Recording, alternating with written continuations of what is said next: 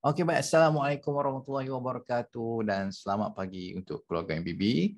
So, hari ini kita punya topik berkenaan perlukah saya makan sayur banyak untuk kembalikan fungsi usus dan cara macam mana saya nak makan balik sayur ni. Ni antara topik yang banyak orang tanya ni. Sebab ada yang duk ingat makan sayur ni boleh kembalikan fungsi usus dia. Dia makan banyak sayur, makan banyak buah. Lah kali jadi sembelit teruk, jadi berangin lagi teruk. So kali ini kita nak selesaikan bab ni, Nana. Saya Dr. Nasihat untuk banyakkan sayur untuk masalah penghadaman saya. Masalahnya bila saya makan sayur je mesti kembung. Dah agak kembung lepas tu sembelit. Bila buang air besar ni saya jadi ketul-ketul. Keras macam najis. Kambing dah ada cebis-cebis sayur. Lagi saya makan sayur lagi teruk jadinya. GERD, pedih perut, sakit dada, sakit belakang. Anxiety jangan ceritalah. Memang terkebir-kebir mata tak boleh tidur. Apa perlu saya buat ya? Okey, baik. Ini kita khususkan untuk topik bab ini. Makan sayur banyak untuk masalah penghadaman. Okey, baik. Okey. Dia secara teori secara teori benda ni betul. Betul. Makan sayur banyak boleh rawat masalah penghadaman. Teori dia betul. Tak salah pun. Dengan kita supply serat dan kita buat supply serat, berikan serat dekat kita punya usus sebagai prebiotik, sebagai prebiotik dapat mengembalikan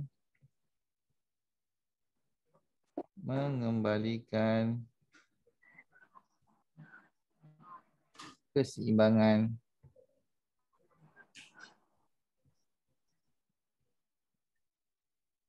bakteria usus. Ini secara teori lah. Secara teori, kita supply serat, fiber dekat kita punya usus. Kita dapat, dia akan act as a probiotic. Ianya dapat mengembalikan keseimbangan bakteria usus. Betul? Sebab bakteria usus ni akan... Tuan Azwan boleh tanya. Sekejap. Silakan. Tak, kita boleh relate tak dengan plant-based diet ni? Serat-serat yang kita makan tu kita boleh gabungkan tak dengan plant-based diet? Dia untuk nak plant-based diet ni kalau untuk orang yang perut dia tak ada masalah SIBO tak ada masalah berangin ni, boleh. Boleh makan. Tapi kalau untuk orang ada masalah SIBO ni, yang perut berangin ni, kalau buat plant-based diet ni memang tak jadi. Yang mana nanti saya akan explain sebab apa bila orang ada masalah SIBO ni, dia buat plant-based diet, dia makan jenis sayur ni, dia akan bloated lagi teruk. Okey, faham. Okey, baik. Tuan Ravi, sekejap. Okey. So, sebab apa dia kata dengan prebiotik dapat mengembalikan keseimbangan bakteria usus kita. Contoh yang betul, yang memang native, bakteria usus. Native ni maksud dia memang habitat dia dekat situ. Native ni asal dia dekat situ. Macam Lactobacillus, Lactobacillus bifidobacteria, memang native dekat usus kita, dia akan menghasilkan postbiotik. Yang ni orang kata dia akan menghasilkan short chain fatty acid, SCFA lah, short chain fatty acid, untuk bagi tubuh kita lebih sihat. So saya letak dia punya formula. Formula dia macam ni. Formula dia macam ni. Probiotik, serat, tambah prebiotik. Saya tulis. Prebiotik, serat, campur probiotik, bakteria usus yang native. Native ni maksud dia asal dia memang tempat situ. Native Dia akan menghasilkan postbiotik. Postbiotik. Contoh postbiotik adalah jenis macam acetate, propionate, butyrate. Ya, semua benda ni sangat penting untuk kesihatan manusia lah, kesihatan secara general lah, memang sangat-sangat penting lah. Tapi, so dia ada tapi besar kat sini ya, tapi. Okey, tapi untuk kita dapat benefit dari sayur yang kita kena makan ni, paling penting adalah sayur tu kena hadam betul. Kena hadam betul. Dia kena hadam betul. Kena hadam betul. So, untuk nak bagi hadam betul ni, kita punya bakteria usus kena balance. Okay. Ya. Bakteria usus kita kena balance. Ni paling penting sekali. Kena balance. Kalau dia tak balance, senang saja kita boleh tengok. Kita tengok pada najis kita pun kita dah tahu dah.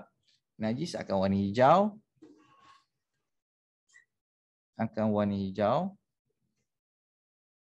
Sebab dia tak boleh serap klorofil tu. Najis akan warna hijau. Lepas tu dalam buangan najis, dalam buangan ada cebis-cebis sayur.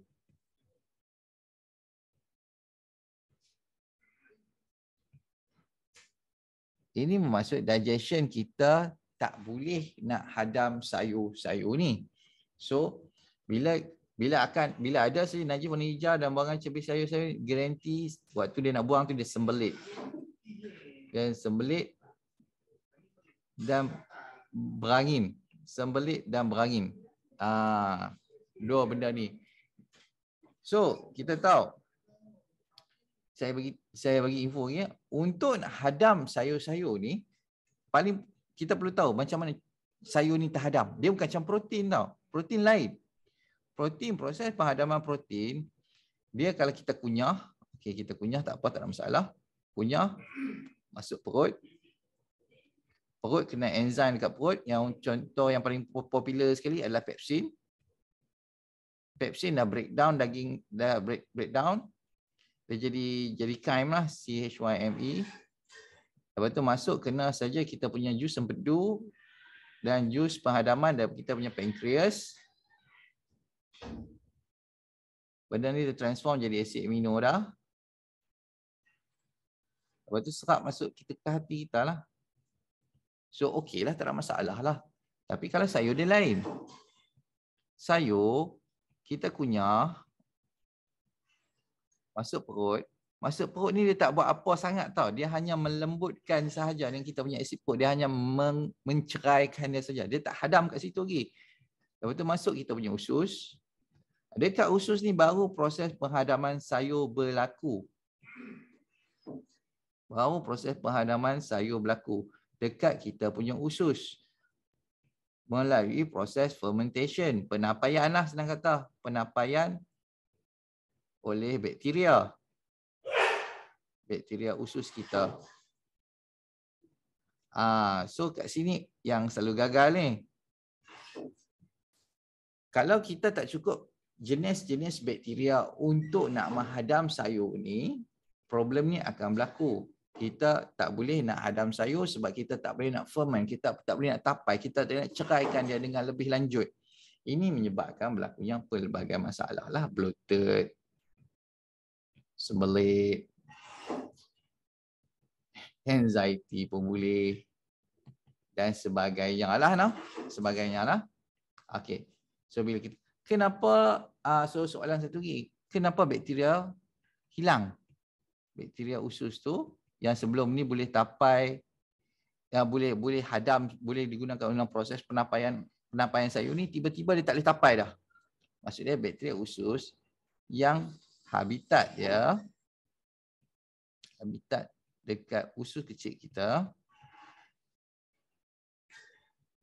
hilang. Okey, macam mana dia hilang? Soalannya, macam mana dia hilang? Dia hilang akibat masalah SIBO itu sendiri, Small Intestinal Bacterial Overgrowth. SIBO ni bermaksud berlakunya percambahan bakteria dekat usus kecil. Bakteria jenis apa? Bakteria jenis strain usus besar. Jenis strain usus besar, jenis usus besar lah. Usus besar.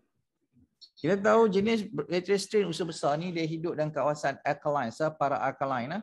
Dia hidup macam tu. Yang mana kalau bakteria jenis usus kecil ni, yang native usus kecil, dia hidup secara acidic, acid punya environment. Contoh macam Lactobacillus, dia native dekat usus kecil, kerja dia adalah mengeluarkan asid laktik untuk memastikan usus tu sentiasa berasa para acidic untuk memastikan bakteria lain boleh terus hidup. Tapi kalau jenis bakteria usus besar, dia jenis alkaline. Problem berlaku bila bakteria ni, dia senang saja nak imagine. Saya bagi analogi. Bukan bagi analogi, saya lukis example. Okey, ni bakteria. Dia silap. Okey, let's say ni kata kita letak bakteria ni kalau biru lah, nampak comel sikit. Okey, kita letak bakteria ni. Ni bakteria usus kecil. Banyak bakteria usus kecil sebelum tu. Okey. Usus kecil. Dia orang ni merembeskan solution separa alkaline, separa acidic, lactic acid. Dia boleh hidup dalam environment lactic acid lah. So yang color kuning ni dia sebenarnya adalah acid.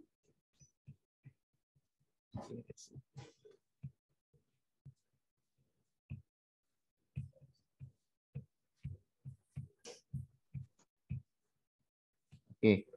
Bila berlakunya masalah SIBO, dia ada intruder. Intruder jenis bakteria usus. Jenis bakteria usus besar datang. So, datang. Dia mula datang sikit saja. Kalau datang sikit, dia akan mati. Tak ada masalah. Dia akan eradicate dengan automatic. Sebab kita punya koloni untuk bakteria usus kecil ni banyak. So dia akan mati. Tapi kalau berlakunya masalah, bila berlakunya masalah terlampau banyak bakteria jenis usus besar ni berlaku, okey, dia datang bawa geng sekali ramai.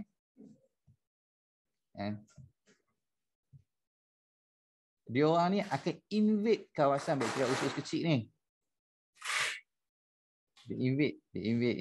Tinggal lama-lama makin kurang. Lepas tu dia monopoli lah kawasan ni, dia monopoli. Yang ini yang menyebabkan problem. Ini yang dinamakan sebagai SIBO. Dinamakan sebagai SIBO. Sebab tu kita punya jenis bakteria strain usus kecil tu hilang. Dan saya akan terangkan mengapa. Contoh akibat percambahan bakteria usus kecil, bakteria jenis strain usus besar dekat usus kecil ni menyebabkan berlakunya masalah gas. Contoh saya bagi, kita makan brokoli. Di mana kita tempat oksigen ni? Okay. Kita makan brokoli.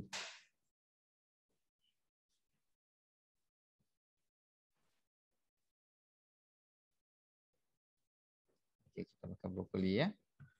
Brokoli ni dia cruciferous vegetables. Kita tahu.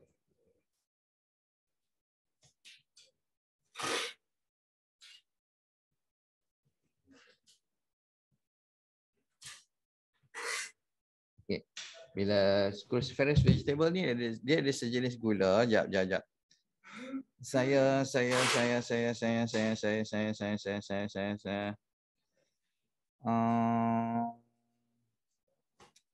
Dia ada cruciferous. Cruciferous dia sejenis barang dalam tu, sugar yang saya pun lupa ada nama dia, sugar apa sekian. Sugar ni hanya boleh dikonvert oleh bakteria usus besar. Yang mana daripada proses penampaian ni akan menghasilkan SCFA, short chain fatty acid, memang bagus. Tapi short chain fatty acid ni sepatutnya proses ni berlaku dekat usus besar. Sepatutnya proses semua ni, saya bagi ya. Proses penghadaman jenis macam ni sepatutnya berlaku dekat usus besar. Tapi sekarang dia berlaku dekat usus kecil.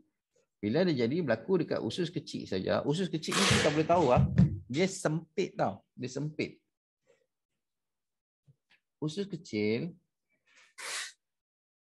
sempit. usus besar, memang besar lah. Usus besar memang besar. Usus besar, dia besar. So, proses ni juga sebenarnya menghasilkan gas. Dia menghasilkan gas. Kalau dia terjadi awal dekat kita punya usus kecil, memang gas tu susah nak berjalan dan memang orang tu senak, automatik dia akan trigger pelbagai jenis masalah lagi lah. Kalau benda proses ni berlaku dekat secara normal, dekat usus besar, kita akan jadi buang angin sajalah, kita akan kentut sajalah. So normal lah, tak ada masalah lah. Tapi kalau jadi dekat usus kecil, memang sangkut, memang sakit. Okey, baik. So saya jawab soalan, saya tengok apa yang saya tulis ya. Okey, baik. Soalan nombor 2. Soalan nombor 2. Kenapa bila saya makan sayur banyak, kenapa saya jadi kembung? Kenapa saya jadi kembung? Jadi kembung dan sembelit. Bila buang air besar,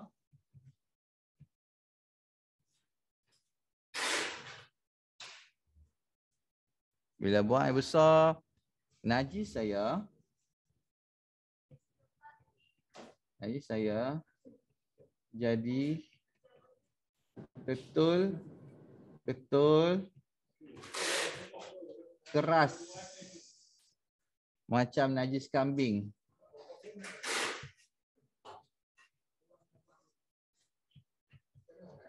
Dan ada cebis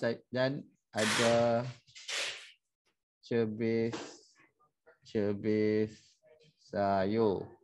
Ni selalu orang hadapi masalah ni lah.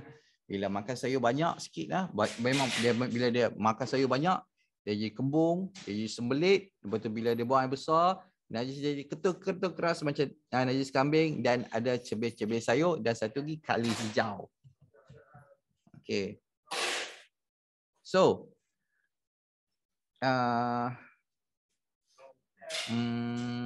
okay, saya dah explain dah tu. Okay. Sayur dihadam oleh proses penampaian, saya dah explain dah, dan enzim kat usus juga betul. Okay, saya explain. Okay. So setiap jenis sayur lah. Saya tulis kemas-kemas. Okay. Sebab saya pakai ni. Okay. Setiap jenis sayur,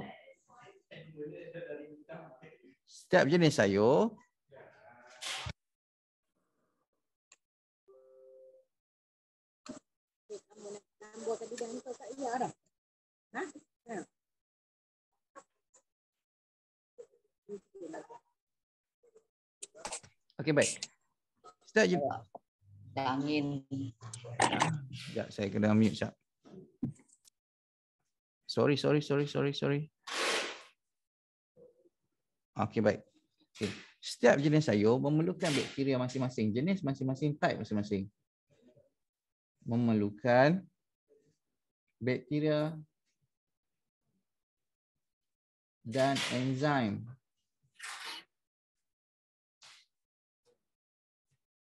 spesifik untuk hadam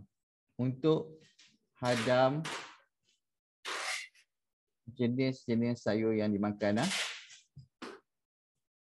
Jenis-jenis sayur. Okey, baik. Sebab tu ada soalan. Sebab tu ada orang yang dia makan sawi, dia okey. Dan ada yang makan sawi, dia tak okey. Ini dia kata jadi perbezaan. Ada orang yang makan okey sawi, ada yang orang makan sawi tak okey. Yang ini bergantung kepada jenis bakteria yang ada dekat dia punya usus yang ready untuk nak hadam jenis-jenis sayur tersebut. So dia ada pelbagai, ada yang makan bayam okey, ada orang makan bayam tak okey, ada makan bayam okey, makan bayam okey, makan sawi KO, ada orang makan sawi okey, makan bayam KO. Ni benda-benda ni dia buat orang selalu confuse. Hal ini membuat seseorang itu takut nak mencuba makanan baru.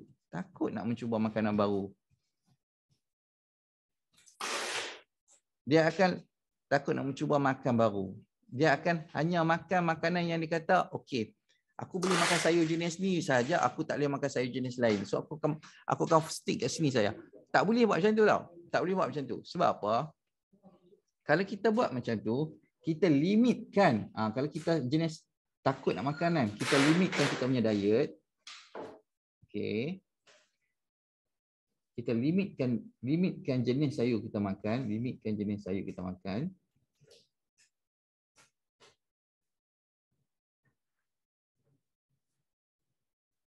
Dia akan limitkan, dia akan hadkan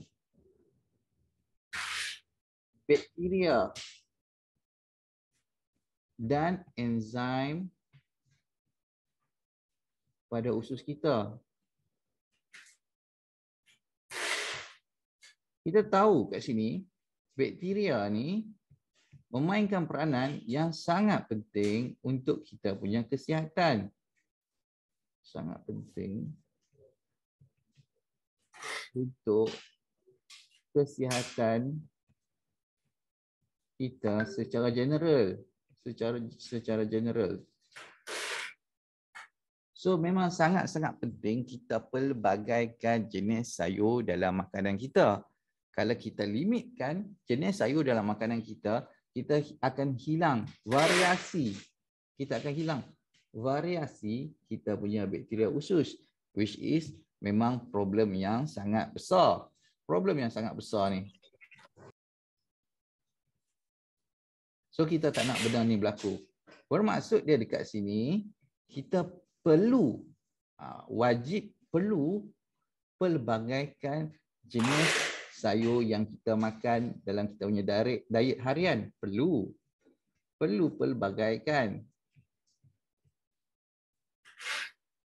jenis sayur dalam diet harian untuk pelbagaikan jenis bakteria usus yang mana akan menyumbang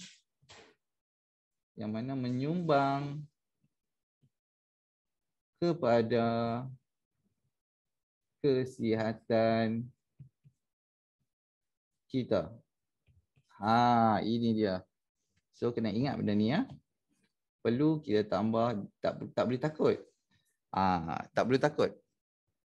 Okey. Sebab setiap jenis sayur ni akan menghasilkan short chain fatty acid yang berlainan, yang mana tugas dia sangat bagus untuk kita punya kesihatan. So kita kena introduce sayur-sayur jenis baru. So macam mana kita nak introduce makan sayur-sayur baru ni? Dekat sini saya dah categorizekan, dia ada pelbagai jenis sayur lah, pelbagai jenis lah. Tapi saya simplifykan sahaja untuk bagi mudah orang. Saya simplifykan kepada 4 grup utama. 4 grup utama jenis sayur. Supaya orang tak pening dah. Sayur batang lembut.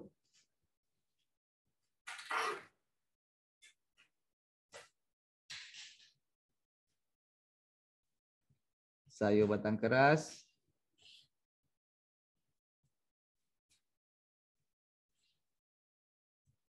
Cruciferous dan legum. Mudah kan? Sayur batang lembut, sayur batang keras, sayur cruciferous dan legum. Okey, so saya akan explain satu-satu. Sayur batang keras. Sayur batang keras ni macam mana? Macam sawi, macam bayam. Sedang kata tumbuhan-tumbuhan yang kita makan yang jenis potong-potong daun ni lah sedang kata kan. Ni orang boleh faham lah jenis-jenis batang dia tu lembut. Kalau sayur batang keras pula macam kangkung. Lepas tu kangkung, ulam raja. Yang mana batang dia keras lah, kita boleh tahu lah batang dia tu memang keras lah. Ulam raja, ulam-ulaman. Okey. Ini rasa dia self-explanatory kot. No? Dia tak susah bab ni. Untuk jenis-jenis sayur ni, orang boleh tahu sendiri lah. So, untuk cruciferous ni pula, yang contoh paling utama jenis brokoli, kubis, bunga kubis. Yang ini jenis cruciferous vegetables.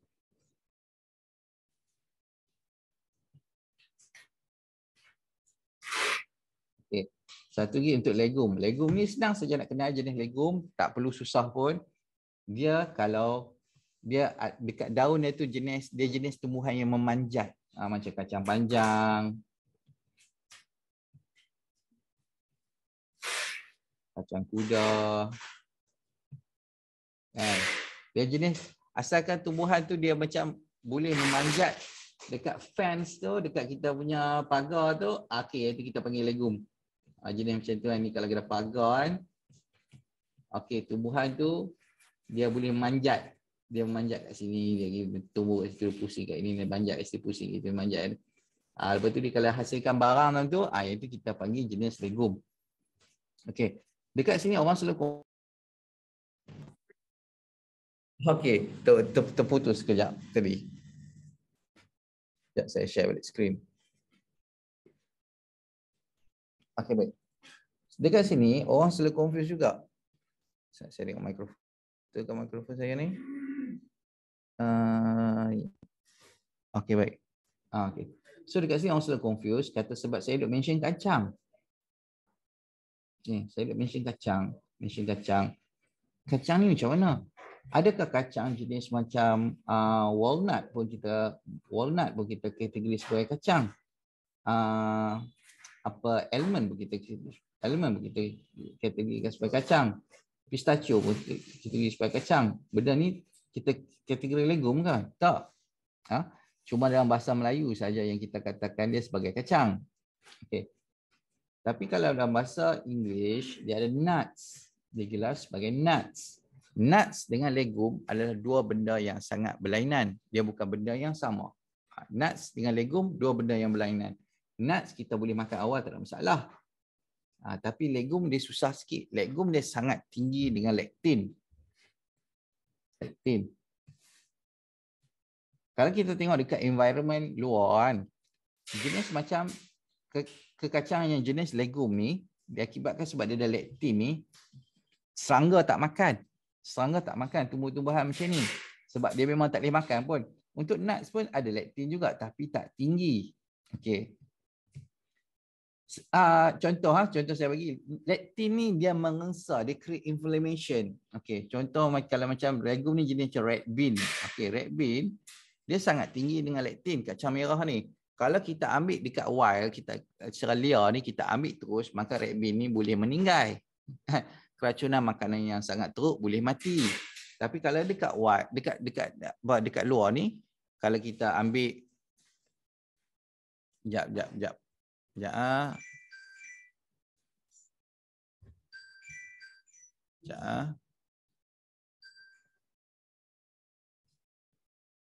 Okey, baik. Okey.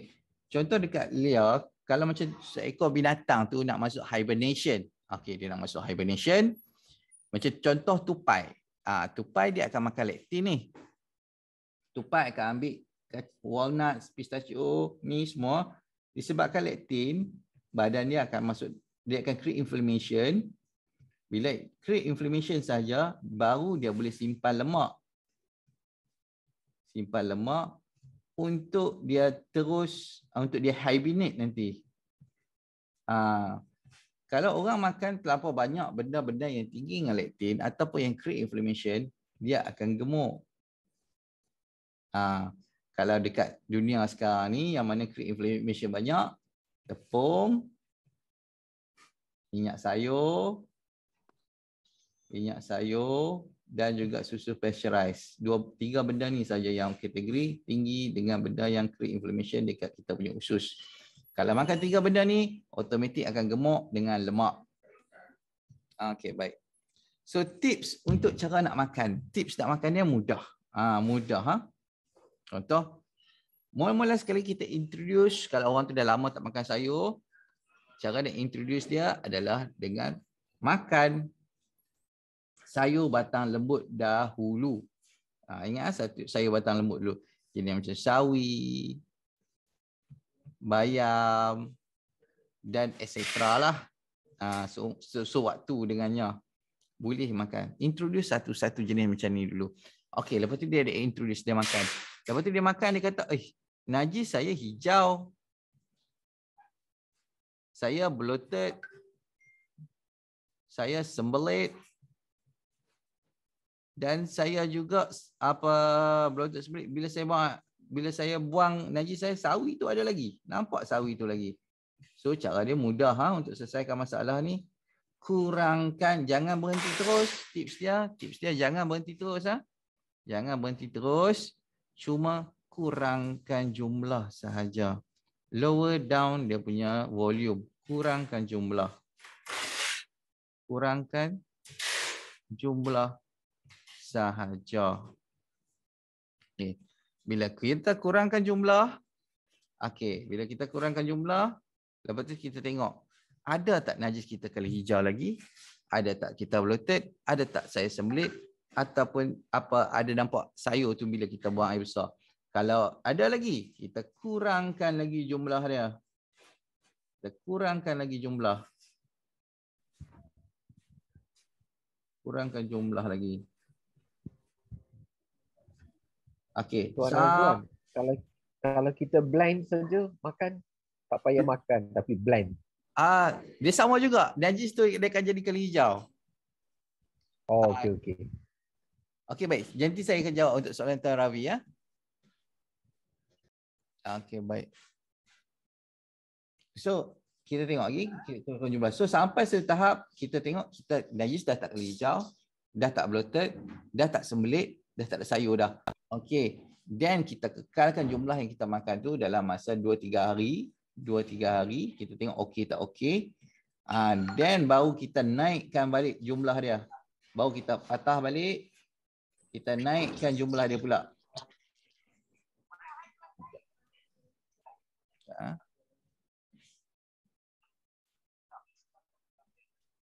Okey. Dan kita naikkan jumlah dia balik. Lepas tu kita tengok bila kita dah naikkan jumlah dia, kita tengok ada tak berlaku lagi masalah ni. Naikkan jumlah. Okey, kita tengok. Ada tak masalah najis kita warna hijau? Ada tak najis kita bloated? Ada tak sayur sembelit? Ada tak sayur-sayur tu? Kalau tak, kita naikkan lagi. Sampai makan sayur tu puas lah. Lepas tu kita pelbagaikan jenis sayur kita lah. Bagi makan dulu semua jenis sayur batang lembut ni. Dan baru kita upgrade. Kita upgrade ke sayur batang keras pula. Okey. Step yang perlu repeat adalah sama saja macam step ni.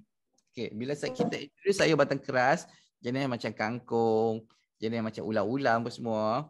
Sama saja step dia. Kita makan. Lepas tu kita tengok. Ada tak najis kita warna hijau?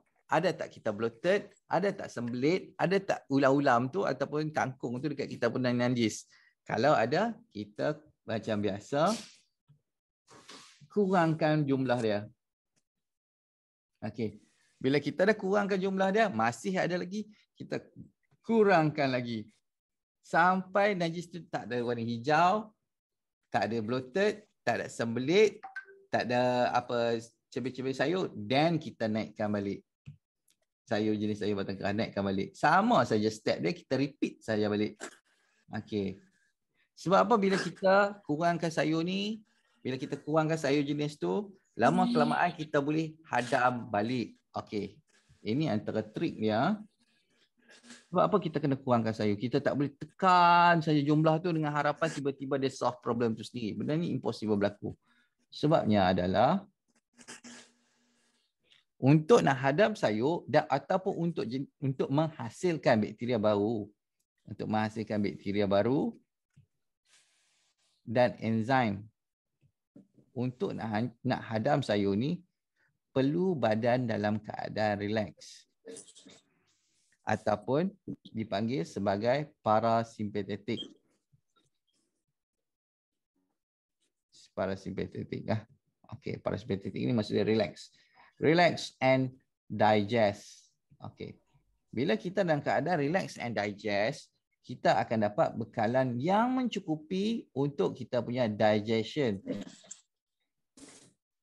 Masuk bekalan yang mencukupi, bekalan apa? Bekalan kita punya blood supply dan nerve supply dekat kita punya digestion. Dan baru kita boleh menghasilkan bakteria baru dan enzim untuk nak hadam sayur tersebut.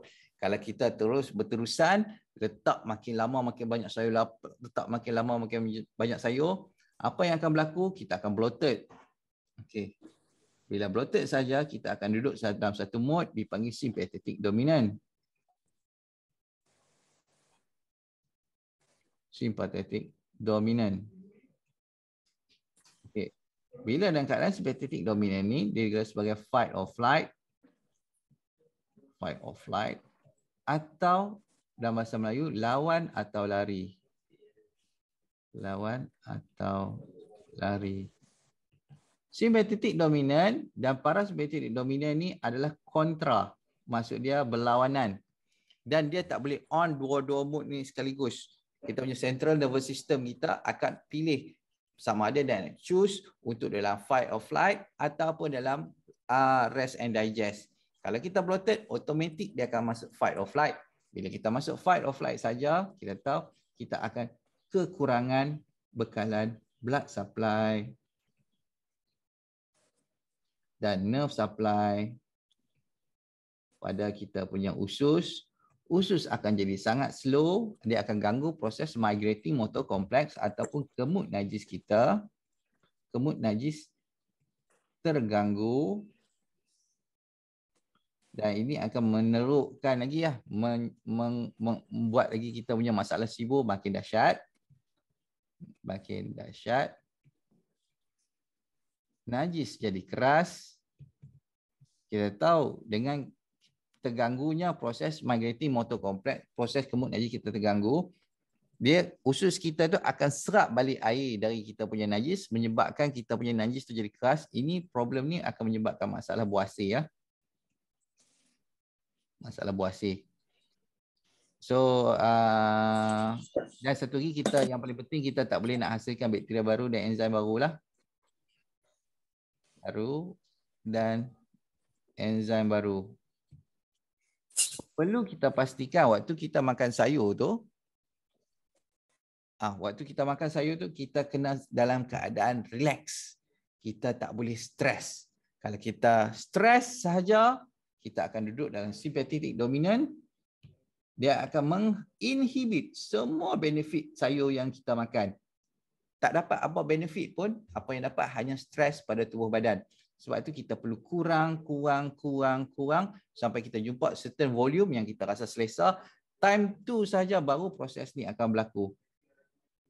Baru kita menghasilkan bakteria baru dan enzim, dan baru kita boleh hadam jenis sayur tu makin lama makin banyak, makin lama makin banyak, makin lama makin banyak. Kalau tidak, kalau kita hentam dia dengan tambah sayur, kita masuk sympathetic dominant, fight or flight, bekalan blood supply dengan nerve supply kita kurang, proses kemud najis kita slow, kita jadi buasir, barang makin teruk, bakteria baru dan enzim tak dihasilkan. So ini adalah trik dia. Paling penting time ni jangan lupa untuk support dengan Half-5 Plus sekali lah. Ini untuk peringkat awal ni. Half-5 Plus memang memainkan peranan penting. Disebabkan faktor kepada dia punya inulin, lepas tu ascorbic acid, vitamin C lah, vitamin C, beetroot extract, dan juga psyllium husk. Semua ni combination yang sangat baik untuk create foundation, asas untuk membolehkan kita melakukan benda ini.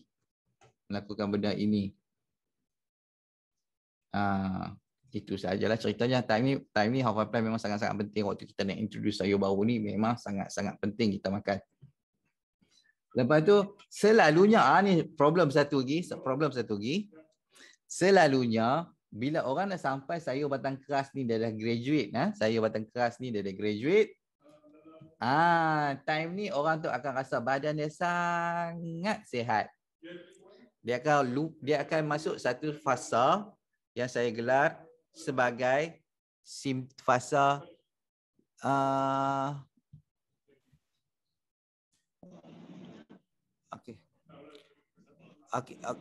okey baik. Sebagai saya sebab saya punya train of thoughts ni kena kacau dah. Saya tengok WhatsApp. Okey, saya akan gelar sebagai simptom kebal. Simptom kebal.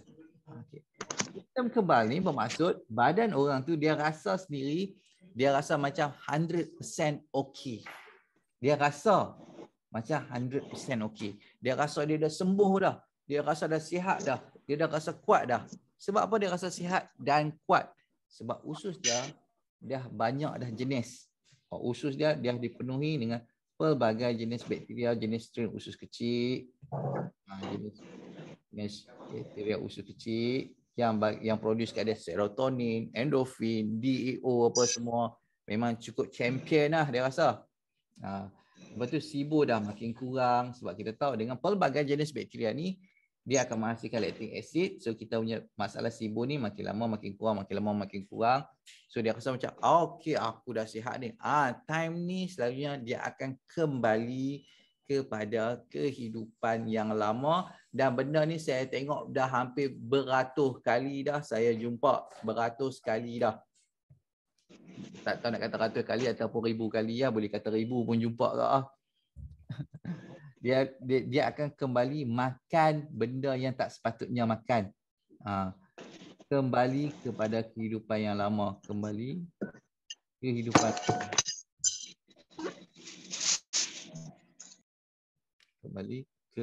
lama. Dia makan balik tepung. Dia makan balik benda yang berasaskan minyak sayur ni. Dia makan balik fast food apa semua, dia makan balik. Lepas tu dia minum susu teh tarik apa semua ni, susu pasteurized lah. Susu pasteurized dia lain dengan raw milk. Dua benda yang nama sama susu, tapi susu pasteurized dengan raw milk, susu asli, dua benda yang sangat berbeza. Satu dekat universe lain, satu dekat universe lain. So yang tu kena sure clear. Yang masalah dalam MBB ni susu pasteurized sahaja. Kalau macam dia tulis susu tu UHT melalui proses ultra high temperature ni, jangan minum. Semua ni benda-benda mutant. Kategori benda mutant. Tak boleh makan. Okey, baiklah. Orang ni akan kembali kepada kehidupan lama. Dia makan tepung, dia makan minyak sayur, dia minum susu pasteurized. Dia akan merosakkan kembali apa yang dia bina sebelum ni.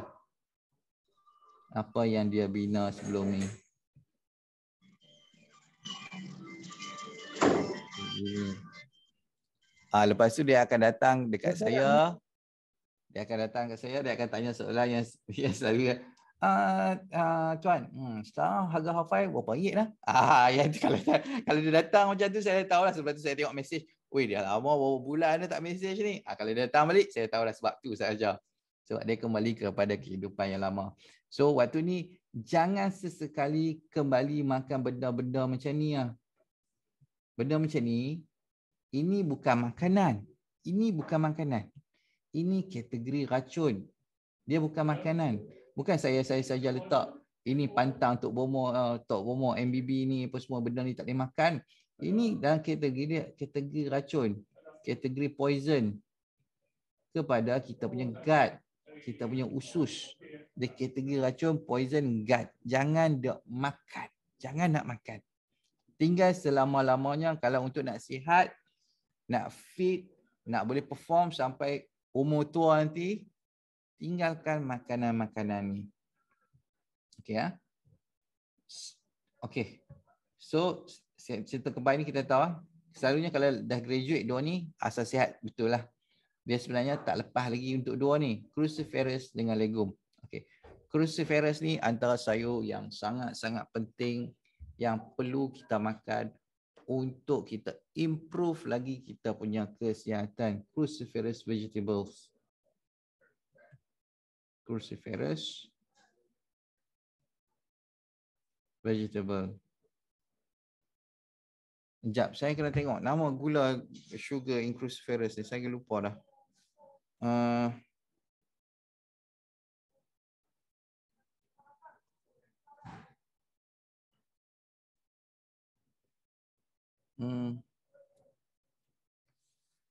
Dia ada certain nama dia.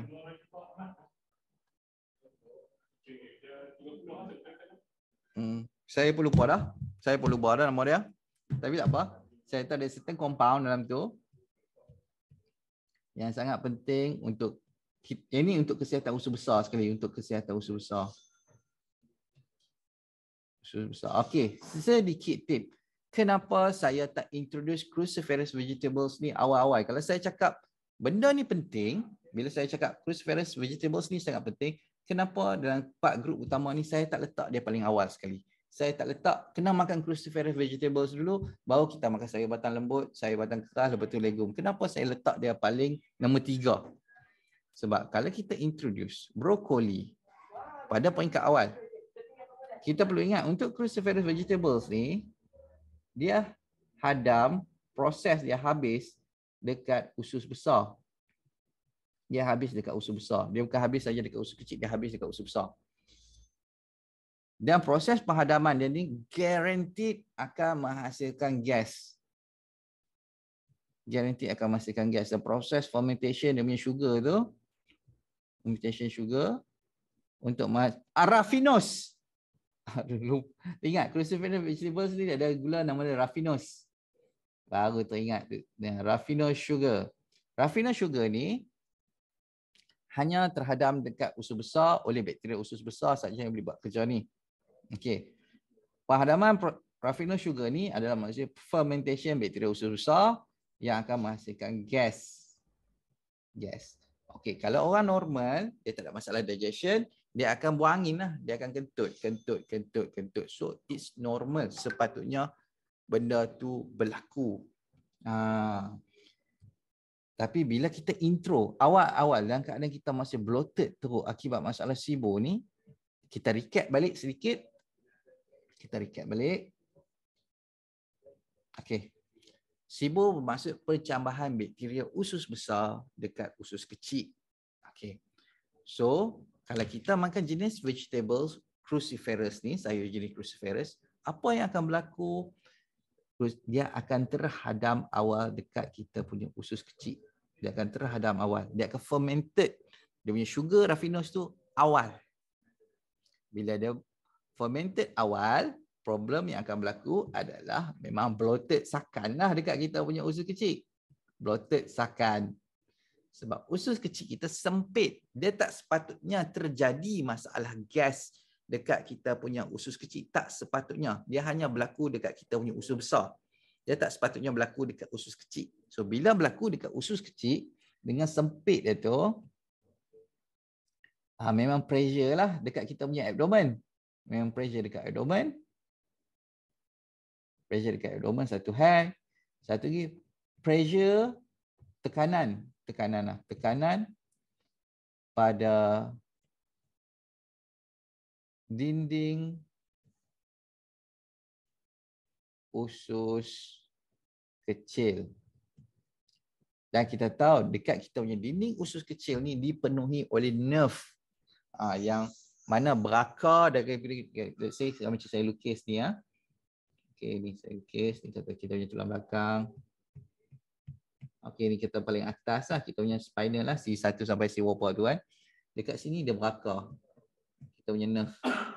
Berakar. Kalau ini, kalau ini kita punya perut kat sini. Okey, dekat sini kita punya usus kan. Usus, dia berakar setiap ni, semua yang proses automatik kita kemuk usus tu, dia control. So, bila saja dia terjadi macam satu perkara abnormal dekat kawasan ni, so kita zoom sikit. Okey, kita kata ada trap gas dekat sini. Dekat sini. Dia selalunya dekat selekor-selekor usus kecil tu lah. Dia trap gas. Makin lama makin besar, makin lama makin besar. Yang ni boleh buat badan dalam keadaan sympathetic dominant. Jadi fight or flight, dia jadi panik. Sebab dia kata, tak sepatutnya perkara ni berlaku. Dia kata orang ni mungkin ada masalah dia tengah fight dengan benda ajaib ke apakah, otak kita tak tahu. Dia just berkata, aku bagi dia cemas sikit lah, aku bekalkan kortisol lebih, aku bekalkan adrenalin kat dia, bagi jantung dia jadi laju sikit, tik untuk nak fight. Padahal benda ni saja nak fight macam mana kan. So itulah problem dia. So tekanan pada dinding usus kecil menyebabkan badan panik lah. Badan jadi panik. Sebab tu kita tak introduce untuk cruciferous vegetables pada peringkat permulaan. Kita recap balik pada awal. Okay. Cruciferous vegetable contoh seperti brokoli, kubis, bunga kubis mengandungi raffinose sugar, gula raffinose. Gula raffinose ini hanya terhadap dekat usus besar oleh bakteria usus besar. Okey. Proses penghadaman raffinose sugar ni akan menghasilkan gas akibat proses penapaian gula itu sendiri. Kalau orang normal dia kentut sahaja. Tapi kalau untuk orang yang peringkat permulaan masih sibuk teruk, masih dia tidak kebolehan untuk hadam apa-apa jenis sayur, memang dia akan bloated sangat teruk dan pressure tu dia akan pergi dekat kawasan abdomen. Satu lagi dia tekan kita punya dinding usus kecil menyebabkan pelakunya perkara panik sebab usus kecil kita tu diselubungi oleh nerve untuk kontrol proses kemut najis. Bila dia detect saja benjolan pelik ni, satu badan akan haywire. So ingat lah. So trick dia untuk nak hadam cruciferous vegetable ni, dia perlu lewat-lewat sikit. Dia perlu ke nombor 3. Ni nombor 1, ni nombor 2, ni nombor 3. Okey. Sama juga kita introduce dulu. Lepas kita dah graduate dengan sayur batang keras, maka okey, kita introduce cruciferous vegetables pula. Kita makan, lepas tu kita tengok benda yang sama macam 1 dengan nombor 2 kita buat. Kalau najis kita ada cebisan brokoli, kita bloated, kita kembung, kita sembelit, kita kurangkan jumlah dia. Kita kurangkan jumlah dia. Lepas tu kalau masih kita dah kurangkan jumlah dia, masih bloated, masih sembelit, kita kurangkan lagi jumlah dia sampai sikit. Lepas tu kita tengok, kita maintain. Okey ni. Okey dah boleh makan banyak ni, tak ada masalah ni. Dah rasa macam sihat dah. Okey, baru kita naikkan sikit. Naikkan jumlah dia. Lepas tu kita tengok, okey ni tak ada masalah ni, kita naikkan jumlah lagi. Sampai kita boleh makan jumlah yang kita rasa puas lah makan sayur ni, tak ada masalah pun. Okey, then baru kita consider sebagai graduate daripada cruciferous vegetables. Selepas kita graduate daripada sayur cruciferous ni, kita pergi pula kepada nombor 4. Nombor 4 ni paling susah, iaitu legum. Kalau boleh graduate legum ni, kita boleh kata consider kita tak ada masalah penghadaman langsung dah kalau kita boleh graduate daripada legum ni. Legum ni seperti contoh macam kacang panjang, legum, kacang panjang, kacang tanah. Apa jenis legum? Legum vegetable.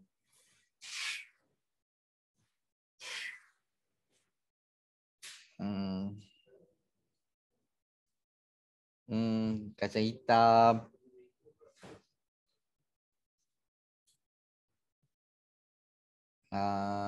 Kacang merah.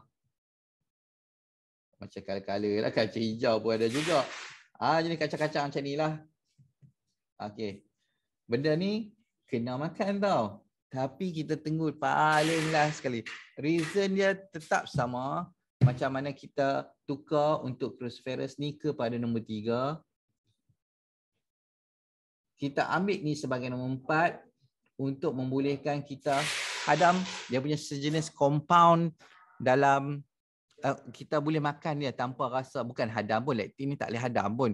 Kita boleh makan lektin tanpa menyebabkan allergic reaction kepada tubuh badan kita ataupun jadi bloated teruk. Dan lektin nama dia. Okay.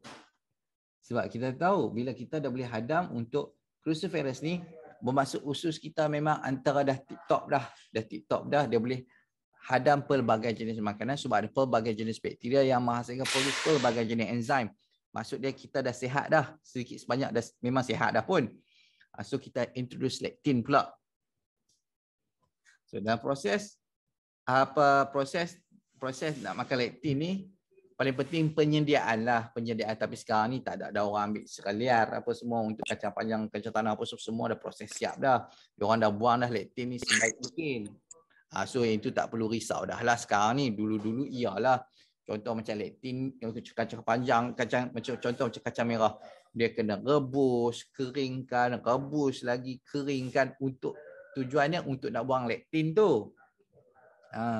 Tapi tetap ada trace amount. Trace amount ni maksud ada sikit lagi lectin yang tinggal. Trace amount of lectin. Trace amount of lectin. Sedikit. So dari sini baru kita boleh, lama kelamaan kita boleh makanlah kacang panjang, kacang tanah, kacang hitam, kacang merah, kacang hijau. Tapi perlahan-lahan lah kita introduce satu-satu lah. Perlahan-lahan kita introduce. So cara dia sama juga macam ni. Kalau kita makan kacang tu, kita bloated, kita rasa sembelit, lepas tu kita buang air besar tu, keluar kacang, kita kurangkan kacang tu. Lepas tu kalau kita dah kurangkan, kita rasa bloated, sembelit, najis jadi keras, kita kurangkan lagi sampai kita makan jumlah kacang tu rasa macam okey je, tak ada masalah pun, rasa sihat saja. Baru kita naikkan balik jumlah kacang tu, and then kita naikkan, makanlah kacang tu banyak-banyak dah okey dah sihat dah. Macam itu sahaja trik dia untuk nak makan sayur ni. Saya tengok ada lagi info-info yang saya boleh tambah.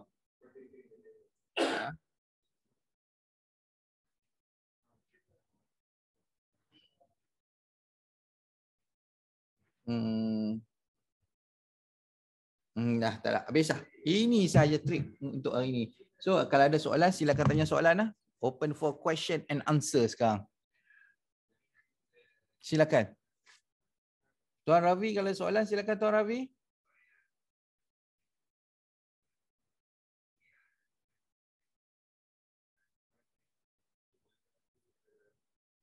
Siapa ada soalan silakan.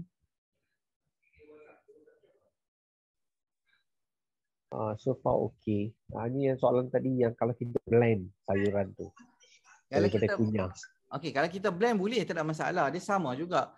Sebab bila kita blend, okey, so let's say kita blend. Okey. Kita blend sayur. Dia hanya menceraikan sahaja. Menceraikan sayur sahaja.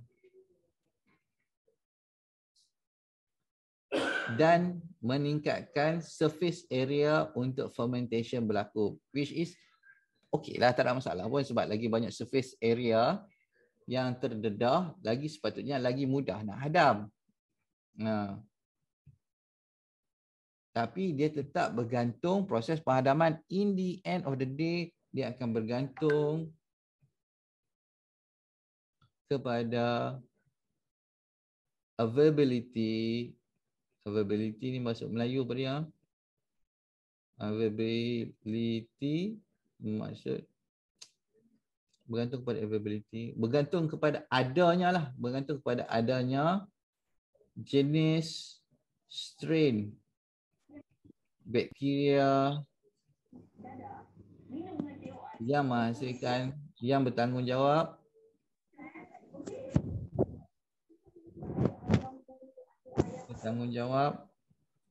untuk hadam sayur tersebut. Itu dia cerita dia. Dia bergantung kepada adanya jenis strain bakteria yang bertanggungjawab untuk hadam sayur tersebut. Even kalau kita blend sayur tu banyak mana sekalipun, kalau kita tak ada, kita kurangnya bakteria jenis tu dekat kita punya usus dan enzim dekat yang menghasilkan enzim spesifik untuk nak hadam sayur tersebut, dia akan jadi bloated juga. Sebab saya biasa malam ambil salad punya blend yang memang ada campur semualah. Dia ada lettuce, dia ada sayur-sayur cruciferous tu sikit tapi yang kecil-kecil je tapi lembut, dan memang dia berkesan untuk I punya diabetes. Tapi selepas kena COVID, Saya buat cara ni pun dia memang susah nak turun. Dan macam dulu tanpa ubat saya boleh kawal bawah 7. Okey. Tapi sekarang lepas kena COVID sejak bulan 2, dia punya, walaupun saya makan banyak sayur malam, dia punya tahap bacaan gula tu masih tak best lagi, tak cun. Bacaan gula? Ya.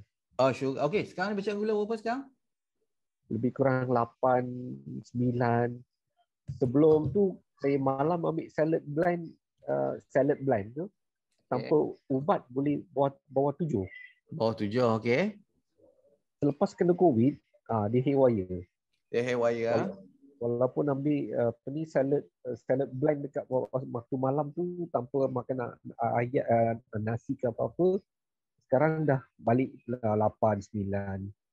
Balik 8, 9. Okey, baik. Protein ada ambil tak makan protein sekarang? Ada ikan, ayam, udang. Daging tak makan? Daging lembu tak makan, tapi kambing tu sekali-sekali je saya makan, jarang. Okey, baik. Sekejap. Sepatutnya senang je nak solve problem ni. Okey, baik. Untuk sekarang bacaan HbA1c berapa sekarang ni? Yang saya ambil bulan 10 tu 7.1. 7.1. Ya. Saya pun lupa dia punya reference range dia macam mana. Dia 5.4 tu 5.7 ni the best. HbA1c ni C-reactive protein. Okay. 7.1.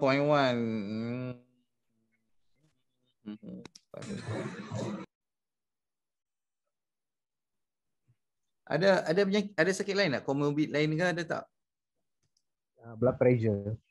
Okay, blood pressure macam mana sekarang? Blood pressure lepas ambil amlodipine tu okey lah. Kadang-kadang 125, 27, bawah 80, 82, 81. Okey, baik, tak apa sebab tuan baru MBB. Okey, baik, tak apa. Nanti sekarang ni ambil medication tak untuk diabetes ni? Remicron 30 mg, amlodipine 10 mg dengan bisoprolol 1.25 mg.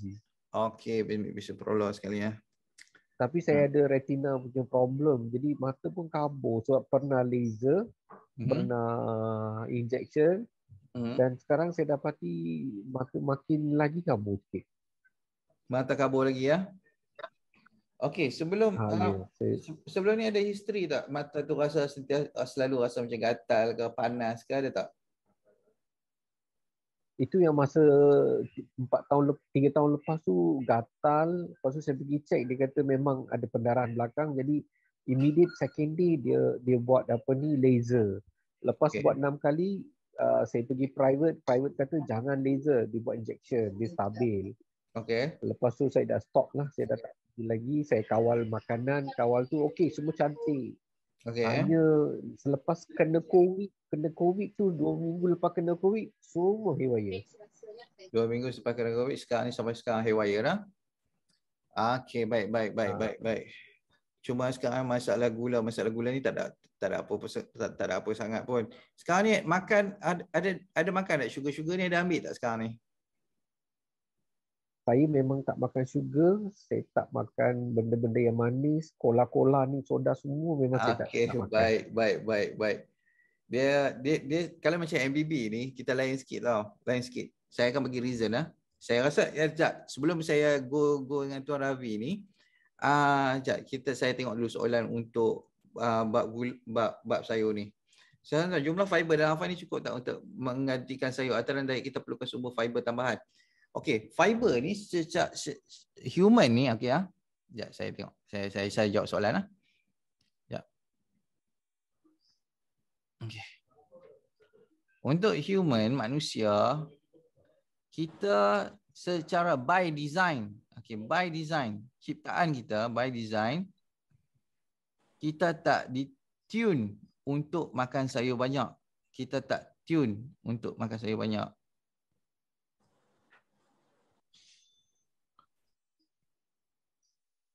Sebab kita punya digestion adalah acid base. Acid base. Bila kita acid base, kita perlukan protein. Bosir tak tu dia nak ambil bosir. Ambil apa-apa yang tak mau dia nak buang pasti hitam belakang. Okey, baik. So acid base. Bila kita acid base, kita perlukan protein.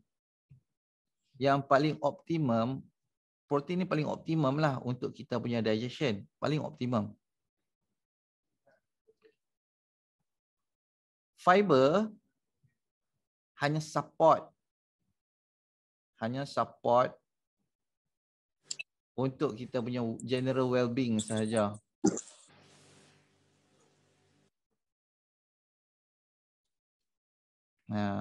So kalau daripada ni kita berlainan dengan lembu. Kalau nanti ada orang petikai kan, sebab apa lembu boleh makan rumput saja tapi badan dia boleh jadi tough, ketul-ketul. Okey. Sebab lembu ataupun binatang yang makan berjenis macam apa sayur-sayur banyak apa semua ni, even kita tengok pada mulut dia tu pun dah berlainan. Mulut kita ditune untuk makan protein. Okey. Kalau macam binatang yang jenis makan fiber, makan vegetable banyak ni, mulut dia tu sendiri dah ditune untuk nak makan fiber. Kita boleh tengok gigi dia panjang macam tu, mulut dia panjang ke depan macam tu kan. Memang untuk proses kunyah tu lah. Itu satu hal. Satu lagi, dia orang adalah fermentation base punya digestion. Dia bukan acid base. Kalau dia acid base, dia akan makan daging. Dia akan jadi macam monyet lah, beruk. Beruk ni kita tengok dia suka makan buah sebab itu sahaja yang ada. Cuba bagi makan daging. Memang yang itu dia prefer. So kita tahu fermentation base dengan acid base ada dua benda yang berlainan. So kalau kita makan sayur banyak untuk kita nak thrive, untuk kita nak jadi sihat sepenuhnya, memang jauh panggang daripada api lah. Perkara itu adalah mustahil. So sebab kita tune perut kita pun acid base. Kalau lembu fermentation base, betul, sebab tu dia ada empat perut ni. Dia boleh slow digest benda yang dia makan. Kalau manusia makan acid base sebab kita punya even otak kita memerlukan tenaga yang sangat banyak untuk nak function. Okey, baik. So kita tengok satu kita check lagi. Kalau makan jumlah fiber half-five ni cukup, nak tambah half-five ni jangan kata untuk kita nak menggantikan kita punya kecukupan makan serat harian. Tak. Fiber half-five ni kita ingat dia hanya bantu untuk pulihkan keseimbangan bakteri usus, yang mana kita akan support dengan MBB ni, yang kita makan sayur sikit-sikit apa semua slow kan. Itulah dia. So okey tuan, nak introduce tu ada jangka masa proses maybe 2 minggu, 3 minggu atau sebulan pengambilan half-five. Bagi usus tu dalam rasa 50% sihat. Then baru kita introduce untuk sayur. Diorang itu intro keripik ubi susah nak berhenti, patutlah tiba-tiba nak jadi, tak payahlah kat sila pun. Keripik ubi, tak payahlah. Nak tanya, macam mana kita nak tahu kita ada histamine intolerance atau SIBO? Okey, dia ada beberapa test. Sekejap.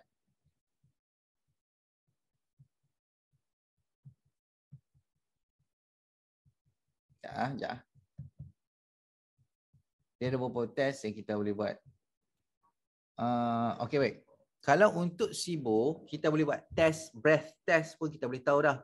Kita ada benda tu, kita letak kat mulut, kita ambil daripada apa yang gas kita tiup kat situ, okey, dia boleh detect dah. Kita ada jenis bakteria ni tengah colonize kita punya usus. Dia ada 3 jenis bakteria yang major lah yang menyebabkan SIBO ni. Saya pun dah lupa dah nama dia. Tapi kalau buat test tu kita boleh tahu. So kalau untuk nak test untuk histamine intolerance, dia sebenarnya untuk histamine intolerance kita test untuk kita punya apa yang mast cell kita hasilkan waktu tu. Mast cell. Mast cell ni kita punya sel darah putih ni hasilkan histamine. Tapi untuk ujian yang cemerlang buat ni, total serum tryptase ni ataupun buat chromogranin A ni ataupun urinary N-methyl histamine untuk check histamine ataupun leukotriene yang EL ni. So ada 3 benda ni lah no. Tapi kalau buat kat Malaysia ni rasa susah nak cari tempat yang buat ujian ni. Rasa susah. Asal Dr. Roland, kita ada partner, kita ada kot. Nanti saya kena tanya untuk Dr. Roland untuk ujian-ujian ni. So kita boleh tahulah dua benda ni secara generik. Histamine intolerance ni masuk kalau macam kita rasa macam tak selesa, suhu berubah sikit saja kita rasa tak selesa sikit. Okey, itu kita panggil histamine intolerance lah. Tak perlu risau pun, benda boleh repair. Tuan, susu almond boleh minum ke? Untuk susu almond ni boleh gagah lah. Nak kata dia cemerlang, tidak lah. Tapi boleh gagah minum. Tuan, saya ni kalau minum half packet mesti perut kembung. Pening lah nanti dulu-dulu. Okey, dah minum 2 tahun. Okay, saya rasa untuk Tuan Zaidi, kita kontrol sikit diet no. Kita kontrol sikit diet. Ada kot makan tepung ke apa patut tu.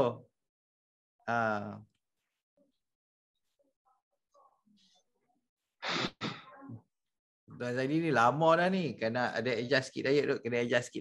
Tak apa Tuan Zaidi, mesej saya sekejap lagi. Kita cari punca dia kat mana no, Tuan Zaidi no. Okey, ni cara proses, beza cara proses acid dan fermentation. Okey. Beza cara proses. Allah. Okey, sedikit selingan. Okey. Minta yang mana belum join MBB Ambassador, silakan join lah no. Akan dapat diskaun 10% dan cashback 20%. So harga off item lebih kurang jatuh RM63.20. Minta join lah no. MBB Ambassador. Cara join dia mudah, buat belian saja pada harga runcit, automatic terus join MBB Ambassador dan boleh generate income daripada sini. Ingat MBB Ambassador, ingat MBB Ambassador, joinlah program ni ya.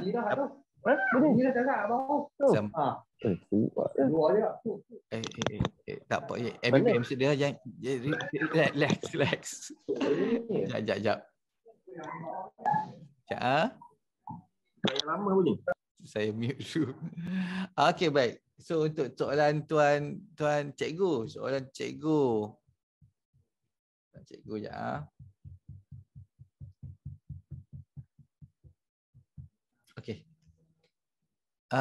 Beza cara proses acid fermentation. Kalau macam fermentation macam lembu lembu dia hanya perlukan bakteria dan enzim untuk hancurkan makanan dia. Bakteria dan enzim. Kalau manusia dia combination tau. Dia combination tapi yang mana paling dominan adalah acid base dia. Sebab tu kalau kita punya perut dia terus masuk gastric juice kita ni acidic.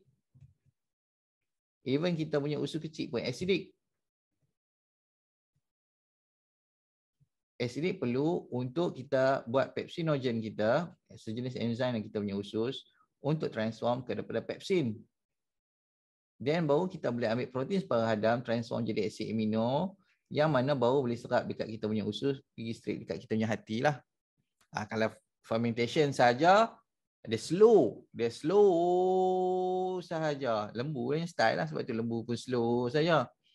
Dia memerlukan bakteria dan enzim untuk melakukan proses ni. Okey, baik.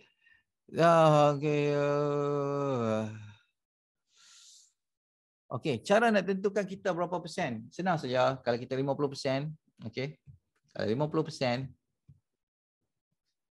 tidur okey, tak ada hal. Mood happy, tak sembelit, dan makan selera. Ini je. Tapi kita still dalam badan tu kita rasa macam ada something wrong, ada something yang kurang. Lepas tu kita punya tidur mood happy ni, sembelit ni, makan selera ni, dia tak nak stable sangat. Dia kejap on, kejap off. Then kita boleh kata kita 50% dah. Okey, baik. Jika mulut rasa payah dan kering, apa puncanya? Sebab masalah acid reflux. Orang panggil silent reflux. Dia jadi benda tu. Dan ada kalanya rasa mencucuk dia bahagian keliling bawah perut sebab masalah gas, Tuan John Abby. Masalah gas. Itu sahaja. Tak apa dah, MBB balik lah. Tuan John, MBB balik. Hantar saya gambar makan apa semua lah. Saya tolong. Mesej saya direct, tak ada masalah. Cara nak tentukan kita berapa persen? Okey, baik.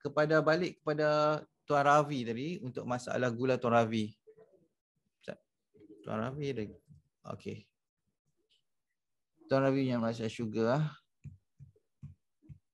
Kalau dalam MBB, kita tak galakkan untuk pengambilan contoh macam stevia untuk nak bantu solve problem masalah gula ni. Kita tak gunakan stevia pun. Even memang tak bagi langsung untuk cut gula. Kita tak bagi langsung untuk cut gula sebab takkan dapat benefit. Reason yang mudah. So saya fokus pada gula dulu. Benda ni nanti Tuan Ravi buat sendiri ya. Buat sendiri, lepas tu tengok dia punya result. Memang kita MBB ni berlainan daripada konvensional 100, lebih kurang apa yang konvensional buat, kita buat lain. Sebab sebelum ni saya dah go through dah. Selama 6 tahun ni saya dah go through habis dah konvensional punya style dan saya tak dapat result dia. Result dia mengecewakan. Sebab tu saya perlu berdasarkan apa report yang saya dapat dan data apa yang saya dapat, saya ubah MBB ni perlahan-lahan. Sebab tu saya kata untuk orang diabetes kena ambil gula. Reason dia mudah. Bila tubuh badan hasilkan gula yang okey. Minta maaf. Dakwat saya habis, saya kena charge dakwat saya ni. Setiap hari dakwat habis. Saya dah charge 100% dah, kena tukar baru ni. Okey. Sekejap, untuk Tuan Ravi saya kena explain pakai iPad ni. Baru dia nampak. Okey, Tuan. So minta bersabar sekejap Tuan Ravi. Tuan, apa makanan yang sesuai untuk elak perut kosong sementara tunggu masa lunch atau sebelah malam? Makan nasi paling bagus sekali. Makan nasi, makan protein, makan daging, makan ayam, makan ikan, makan apa semua benda tu lah. Jangan buat snacking. Yang penting jangan makan cari benda roti ke, jangan cari kek ke, jangan cari benda-benda yang tak mengenyangkan. Cari makan makanan yang mengenyangkan. Lauk-lauk pauk makanlah, tak ada masalah. Kita bukan untuk snacking ni kita tak buat. Ya betul, dengan snacking ni boleh mengurangkan, boleh stop henti. Sound tak ada. Sound tak ada? Sound ada tak? Okey. Baru okey. Okey baik. Soalan Tuan Ismail tadi. Tuan siapa? Tuan Suhaidi. Kita tak snacking. Kita tak ada masa snacking, kita tak ada waktu snack. Kita makan buah ke, makan biskut ke apa semua, kita tak ada. Kita makan memang heavy meal lah. Setiap kali kita makan semua heavy meal. Dan kalau pedih perut ni, betul. Kalau kita snack sikit saja hilang pedih perut. Reason yang mudah. Bila kita snack, kita makan benda yang ada kalori. Kita makan benda yang ada kalori, ada energi. Dia akan menghentikan proses migrating motor kompleks kita, iaitu proses kemud usus. Okay. Bila proses kemud usus kita tu, dia sakit. Reason dia senang saja. Bila dia kemud, ada gas sangkut kat sini, memang sakit. Dia akan rasa pedih perut. Sebab itu dia akan trigger kita punya mast cell untuk hasilkan histamin. Dan kita tahu, histamin ni selain daripada bersifat vasodilator, iaitu mengembangkan saluran darah kita, dia akan mengecutkan kita punya tisu lembut. Especially dekat kita punya abdomen. Sebab tu rasa pedih. Rasa pedih perut, rasa macam tak selesa apa semua ni. Sebenarnya masalah gas lah. Dan bila kita makan sahaja, proses MMC tu berhenti, kita taklah rasa pedih perut dah. Sebab dia tak tekan dah, usus kita tak kemuk dah benda tu. Dia berhenti, masa kita berhenti buat kerja. So kita akan rasa relax dalam masa 1 jam setengah. Average 1 jam setengah kita akan rasa macam, okey lah, tak ada masalah. Jadi makan macam ni. Betul cakap doktor tu, kena makan kak baru tak rasa pedih perut. Lepas tu 1 jam setengah lagi dia pedih perut lagi. Lepas tu nak kena makan lagi. 1 jam setengah lagi kena makan lagi, pedih perut lagi. Problem ni akan menyebabkan masalah sembelit dan SIBO yang sangat dahsyat. Sebab kita tahu, kalau kita hentikan proses MMC, panjang cerita ni. Okey. MMC ni dia ada satu cycle. Okey, satu cycle ambil masa dalam 3 jam kot. Kalau tak salah saya lah 3 jam ke 2 jam, saya pun lupa lah. Dia start dengan perlahan, sederhana laju, sederhana perlahan. Okey, complete satu cycle. Benda ni ambil 2 jam ke 3 jam. Saya pun tak ingat, minta maaf. Proses MMC ni penting untuk membersihkan kita punya usus kecil daripada debris ataupun sisa makanan. Dia kemut nak usus kecil, kemut buang. Proses ni menghalang berlakunya daripada infestation bakteria usus besar. Sebab tu kita tak boleh halang proses ni daripada berlaku. Kalau kita halang dia daripada berlaku dengan kerap, infestation bakteria usus besar ni dia akan makin lama makin teruk dan sampai boleh menyebabkan berlakunya jangkitan kulat dekat kita punya dinding usus. Mold. Dan mold ni akan membebaskan toksin yang menyebabkan keadaan usus kita makin lama makin teruk.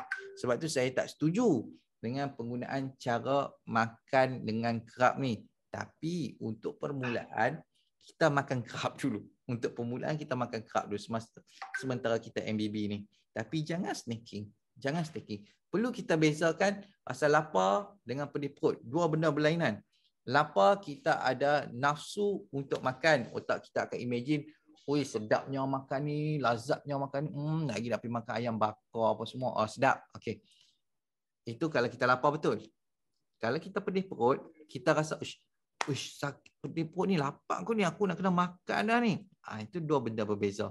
So antara solution yang saya boleh bagi adalah minum air masa tu dan kita urut bagi sendawa. Dan jangan lupalah untuk benda yang akan membantu untuk usus kita tu kembali sihat, A5, APD dengan Rail-B. 3 benda ni major paling utama. Kalau benda lain tak mau beli, tak apa, beli 3 benda ni. Lepas tu practice MBB. Okey. Okey, tuan enzim ini dihasilkan oleh badan saja atau kita boleh dapat dari sumber makanannya. Okey. Usus kita ni satu benda, bakteria usus ni jangan kita anggap dia macam kuman-kuman yang tak berfaedah duduk kita punya usus, tak. Kalau kita consider daripada segi DNA, kita punya usus kita ni lagi banyak, dia membentuk DNA paling banyak dalam kita punya tubuh badan. Dia ada pelbagai jenis. Kita boleh consider dia sebagai organ sendiri yang lebih penting daripada kita punya otak. Lebih kurang macam tu lah. Kepentingan bakteria usus ni kena jaga. Okey. Bakteria usus ni dia akan sentiasa react dengan kita, apa sahaja kita bagi dia makan, dia akan sentiasa react, dia akan sentiasa adapt. Kalau kita bagi makan tepung, dia akan adapt dengan cara kita makan tepung. Tapi jahanam lah tubuh badan, dia akan compromise banyak benda. Dia akan compromise. So kita bagilah benda yang penting untuk dia tak perlu compromise pun. Dia kata, okey, ini benda yang sepatutnya aku makan, okey, aku sihat, aku boleh reproduce, aku okey. Tapi dan cara dia replicate jadi lagi banyak adalah kita dengan bekalkan makanan yang sepatutnya. Bila kita makan, dia kenal benda ni, okey, aku perlu hadam benda ni, aku perlu hasilkan diri aku lebih banyak, aku perlu hasilkan bakteria yang menghasilkan spesifik enzim untuk nak hadam jenis sayur tersebut. Macam tu cara dia. Ni nak tanya, boleh ke minum susu kambing yang fresh? Susu kambing yang fresh, kalau betul-betul susu kambing raw, boleh, tak ada masalah. Jangan susu kambing yang dalam botol itu ataupun kotak, lepas tu dia cakap susu kambing fresh. Bohong. Sebab susu kambing ni macam juga susu lembu, dia tak boleh tahan lama. Even kita simpan dalam freezer pun maksimum 3 hari saja, lepas tu dia rosak dah. Kecuali dia melalui proses UHT, ultra high temperature, okey, dan dia boleh panjangkan dengan shelf life. Itu saja. Ubi kayu rebus boleh tak makan? Boleh, tak ada masalah, tapi dia berangin sikitlah ubi kayu ni lah. Okey, baik. Balik kembali soalan Keluar Ravi. Ya. Okey. Saya share screen. Okey. Gula dalam badan tuan yang tinggi itu sebenarnya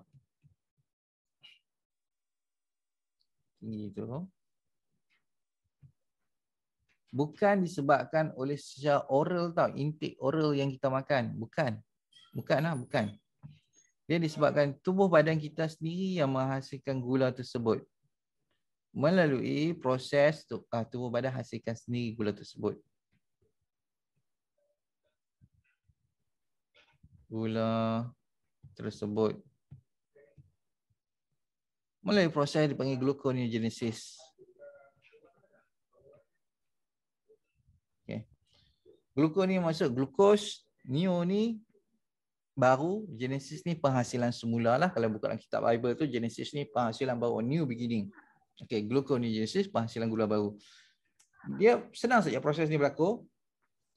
Dia perlu badan orang tu dalam keadaan stres dulu. Orang kata masalah SIBO lah. SIBO ni stres lalu lah, 24 jam kembung kan, bloated, angin. Tak sepatutnya berlaku pun. Okay. Ini akan menghasilkan kortisol. Kita punya kelenjar adrenal yang dekat kita punya atas bawah pinggang tu. Contoh macam, okey, ni bawah pinggang kita, 2 ketui macam ni. 2 ketui. Lepas tu dia satu saya macam piramid kecil kat sini kan. Yang ni digelar sebagai adrenal gland. Adrenal gland. Okey, ada gland. Dia akan menghasilkan kortisol. Sebab bila kita stres, kita dalam fight or flight, dia menghasilkan kortisol biasalah. So kortisol ni akan pergi dekat kita punya otot. Dia akan urai kita punya otot, breakdown kita punya otot untuk hasilkan asid amino. Dan asid amino ni akan pergi dekat kita punya hati, liver kita. Dan daripada liver kita akan hasilkan glukos.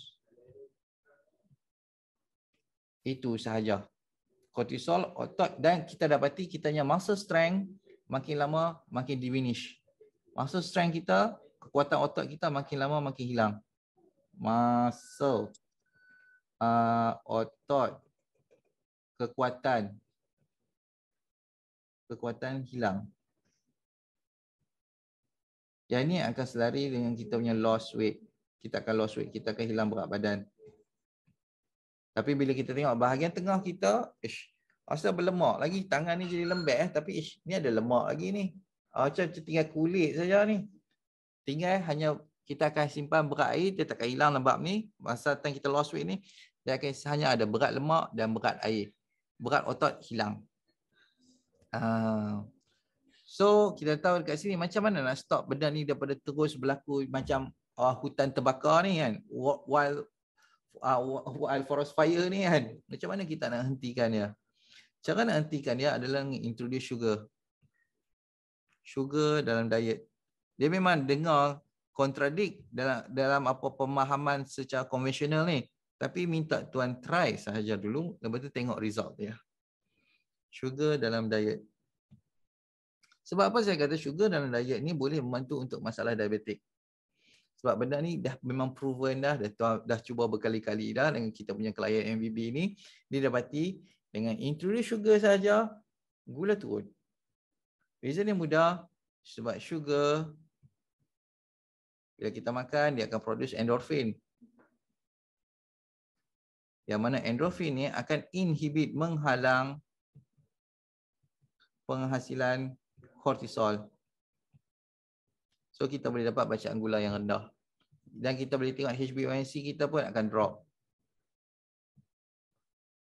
Tapi penting dia, sugar ni kita ambil dalam bentuk air boleh, dalam bentuk letak masakan pun boleh. Tapi jangan combine dia dengan tepung. Kalau combine dengan tepung saja, dia create gut inflammation. Memang gula kita makin lama makin naik, makin lama makin naik, makin lama makin naik lah ceritanya nah. Okay. So try lah untuk gula. Kalau untuk stevia ni pula, ada orang kata okay, gula stevia ni adalah alternatif yang terbaik untuk kita punya masalah diabetes ni. Tak ada. Dia umpama stevia, dia stimulate kita punya nerve untuk rasa manis sahaja. Tapi dia tak puaskan diri kita. Kita tak makan, kita sebenarnya crave sugar. Kita nak makan sugar, bukan kita nak makan rasa manis tu. Kita bukan perlukan rasa manis tu. Kita nak gula tu sendiri. Cuma gula ni, dia datang dengan rasa manis. Itu sahaja reasonnya. So kalau macam makan stevia, dia tak stimulate otak kita macam mana gula stimulate otak kita. So kita tak dapat result. So proses ni tetap akan berlaku. Benda ni akan berlaku, yang ni akan berlaku, ini akan berlaku dan gula kita akan makin lama makin naik, makin lama makin naik, makin lama makin naik. Kalau kita fikir benda ni logik mudah saja tuan. Kalau problem diabetik ni semudah untuk kita kata kurangkan, stopkan, hentikan pengambilan gula dalam kita punya diet. Dan masalah diabetes ni memang sangat-sangat mudah untuk solve lah. Tapi kenapa bila kita stopkan pengambilan gula ni, gula kita still naik macam tu? Dia tak menurun. Dia still naik macam tu. Why? Sebab reason dia ini sajalah. Tubuh badan sendiri sentiasa menghasilkan gula, iaitu melalui proses gluconeogenesis. Benda ni tak boleh stop. Cara nak stop dia adalah dengan elevate, kurangkan kita punya stres tubuh badan tu. Sama ada disebabkan oleh kita punya mast cell activation syndrome ke, masa kita terlampau rajin buat kerja, antibody kita terlampau rajin buat kerja akibat masalah SIBO ataupun berbagai jenis lain lah. Kita kena cari dia punya punca. Jangan kita address by symptom. Contoh macam kelas malam,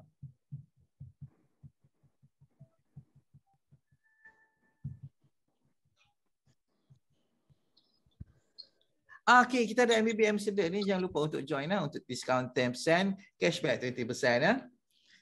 Untuk dapat selama-lamanya. So harga Hawkeye sebelum ni jauh lebih murah daripada sebelumnya. Iklan sekejap. Tuan Azwan, kalau katakan saya tak ambil gula putih proses, saya ambil gula perang ke atau gula-gula yang tradisional tanpa proses, gantikan dengan gula yang jenis tradisional. Gula Melaka, boleh, saya tak ada masalah, brown. tak ada masalah. Dia asalkan sugar lah, asalkan benda tu bagi kita seronok. Macam air tebu. Apa boleh, asalkan benda tu bagi kita seronok, jangan bagi kita stres. Sekejap, Mat.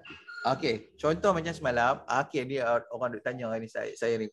Rasa sejuk kaki tangan, penggelangan kaki tangan, rasa sembah tak selesa, lutut rasa lembek, semua pelbagai jenis simptom ni. Ni sebabkan mast cell activation. Even kita punya blood pressure naik pun disebabkan mast cell activation.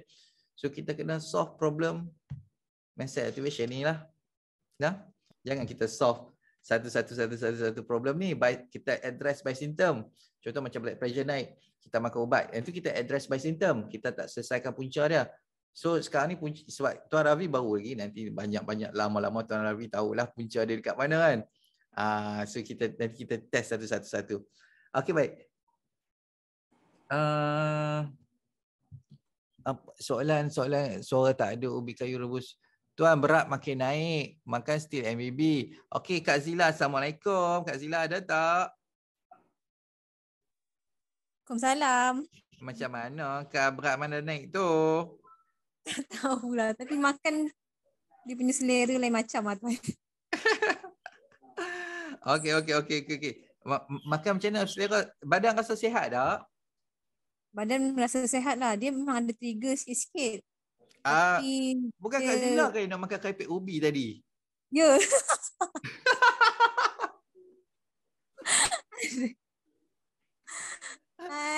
Itulah berat badan naik.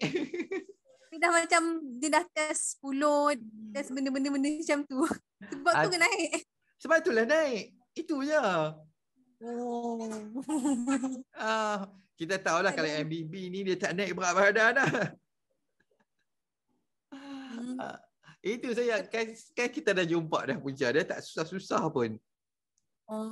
Tapi tu still MBB kan tuan? Dah. Keripik tak masuk. Kalau bini saya, isteri saya duk makan pun saya tampak tangan. Saja nak intro, nak test badan macam mana. Tapi lebih-lebih pula makan. Saya nampak kalau ada keripik ubi tu dia duk saya kena makan keripik pisang, jangan nak makan benda-benda ni. Kalau ada rumah kita beli siap-siap saya buang. Okey. Maknanya kena lah. Kena ni lah. Kena apa? Orang kata kena tak payah makan lah. Nah? Okey. Makanlah. Okey. Ingat sangat kan? Tu dah saja nak try.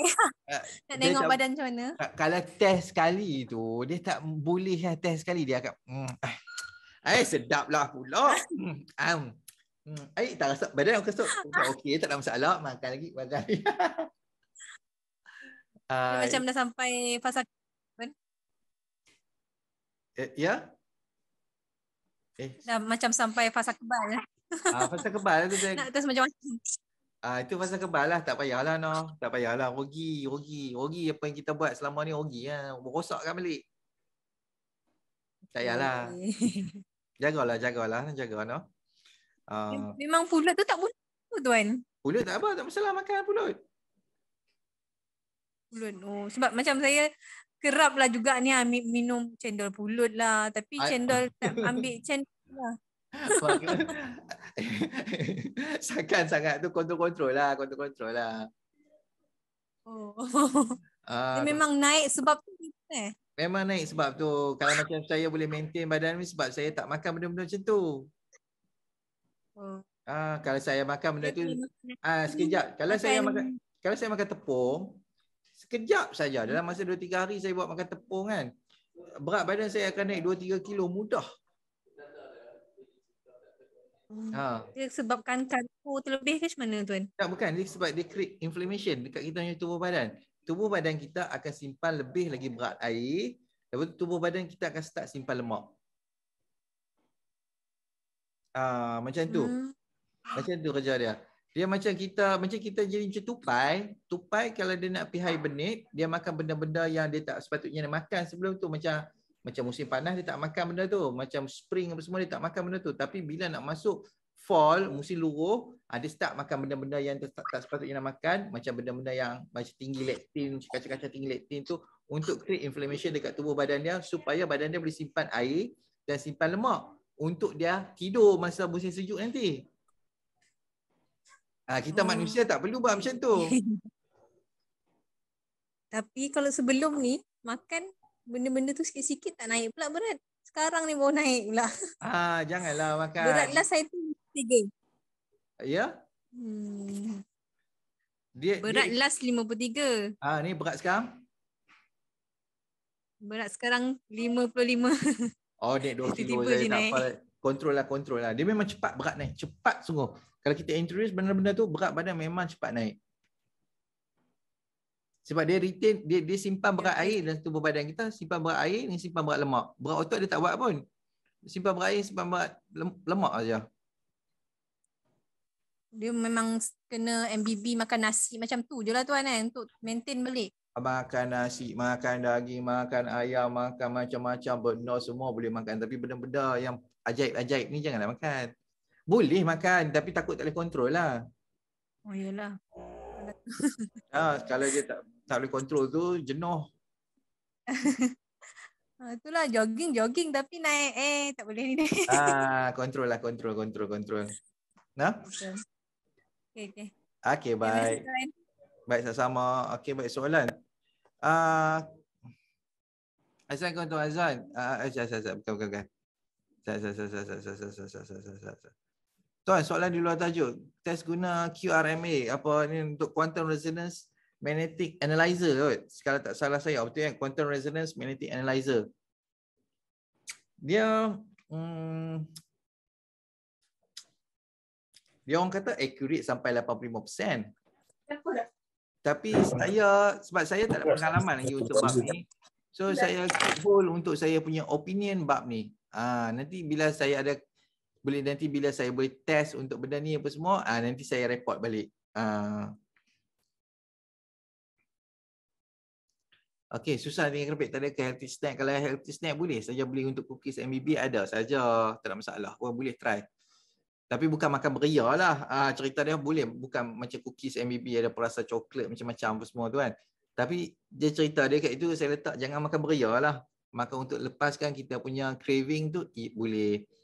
Okey, adakah ia termasuk dalam MBB? Adakah IF ni perlu ke? Adakah ia termasuk dalam MBB punya program? Okey. IF kita okey, baik. Kita bukan tradisional tau. Kita kena ikut orang. Saya tak percaya untuk one size fits all untuk semua manusia. Okey. Kita ada IF, kita ada. Even keto pun kita buat. Even carnivore pun kita buat. IF OMAD pun kita buat. 1 meal a day pun kita buat. Puasa biasa pun kita dah buat. Tapi semua ni dia tak boleh kita secara membabi buta tau buat. Macam kita tengok kalau macam practitioner IF. Dia kata okey, IF ni semua orang kena buat ni. Bagus ni IF ni. Orang tu buat melingkup. Keto. Okey, keto ni bagus ni. Kena buat keto ni. Orang buat melingkup. Dia tak boleh. Dia kena ada transition. Dia kadang-kadang dia boleh fokus pada IF. Lepas tu dia kena tengok badan lah. Dia tengok badan. Tiba-tiba dia rasa macam, IF dia tak lepi. Dia rasa bloated balik. Dia rasa macam pagi-pagi tu macam nak ketar balik. Then revert balik. Buat 3 kali makan sehari balik. Bagi badan selesa balik. Then kita praktis IF. Baru boleh pergi lama sikit. Dia akan main revert macam tu. Kes dia sebab apa? Sebab kita punya insulin. Insulin kita kalau tinggi dah, dia bukan boleh drop macam tu terus tau. Tak. So kita letak macam graf. Okay. Let's say ni kita punya insulin. Dia tak boleh drop macam ni terus. Dia tak boleh. Dia kalau insulin, dia akan drop macam ni. Dia akan drop. Lepas tu dia stable sat. Okay, dia stable sat. Then dia akan naik balik sikit. Okay, kalau orang tu still IF, okay, good. Kalau orang ni still IF, insulin tu akan naik saja macam ni sebab badan stres. So, apa yang perlu kita buat adalah kita makan balik 2 kali sehari untuk tingkatkan kita punya intake gula. Then kita dapat, dah dia stable balik. Baru kita IF balik, baru kita tarik dia bawah balik. So, benda ni akan macam tu. Dia punya graf akan turun macam tu. Silap. Graf dia akan macam ni. Dia bukan macam ni. Insulin kita tak boleh turun macam tu. Insulin kita turun macam ni. Even macam keto pun dia ada time and masa boleh buat keto. Carnivore pun ada time dan masa boleh buat keto. Carnivore. OMAD pun ada masa dan time boleh puasa OMAD. Puasa biasa pun ada time dan cara untuk buat. Satu-satu ni semua ada cara sendiri. Yang ni kena spesifik kepada orang tu tanya soalan. Lepas tu baru saya boleh jawab ikut dia punya condition. Nak buat guide untuk ni saja pun, penat juga. Tak sempat saya nak buat guide untuk ni. Okay. Hafal RB and APD. Ini pertiga ni paling penting Tuan Suhaidi. Adakah angin boleh menyebabkan rasa mencucuk pada buah pinggang? Buah pinggang kita tak ada nerve, tak ada saraf sakit. Kalau dia jahanam, dia jahanam terus. So, yang mana rasa sakit tu hanya kita punya pinggang sahajalah, kita punya otot, muscle pain. So, kita tekan pergi sendawa lah.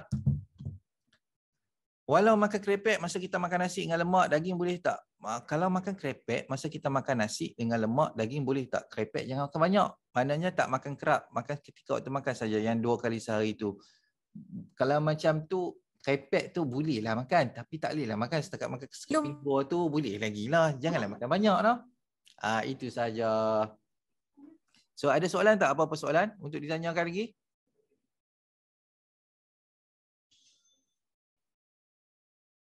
Kalau okey Ustaz, saya tengok Sabang Koko ada message dekat ikat ni. Dulu saya kena angin yang sangat parah, pergi hospital 2 kali check, okey semua. Padahal apa yang saya rasa, kaki sejuk, rasa nak mual-mual pun tak keluar. Fikiran dah ke mana-mana tak berhenti. Kerja nangis, ingat anak terus. Segala produk dah test tapi tak ada kesan. Alhamdulillah jumpa Afai di Facebook, 1 kotak ada kesan. Kaki mulai tak sejuk, sudah 16 kotak. Aku dah minum, sekarang dah boleh kerja tanpa. Terima kasihlah buat Abang Azwan dan Kak Ana. Alhamdulillah. Ni kita punya orang kuat ni, kita kena beri love sekali. Terima kasih banyak Tuan Sabang Kolo. Terima kasih banyak.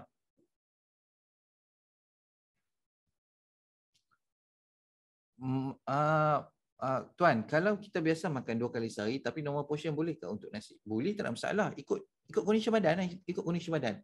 Tapi kalau boleh kita nak kurangkan portion nasi perlahan-lahan. Lepas tu kita nak naik ke jumlah protein banyak-banyak sikit. Tapi dia kena buka tutup lah. Nasi ni kena adjust lah. Kalau dah start sembelit, naikkan jumlah gula. Naikkan jumlah gula. Kita tahu sebab dengan introduce gula saja, dia bagi badan relax, dan baru kita boleh buang air besar normal. Dia macam tu. So dia tricky bab ni, dia tricky. Dia kalau ada soalan baru saya boleh jawab. Sebab saya nak explain semua tak tersempat. Tak tersempat nak jawab. Start kena masalah sibuk mata kanan ikut kabur. Ya betul, sebab kita punya dekat biji mata kita ni kan. Dekat kita punya selaput biji mata ni dia panggil sebagai konjaktiva. Sebut betul konjaktiva. Konjaktiva. Dekat konjaktiva kita hanya selaput biji mata kita ni kan. Dia ada banyak mast cell. Yang mana bila kita bloated saja ataupun ada trigger macam allergic reaction sikit, mast cell kita akan degranulate lah.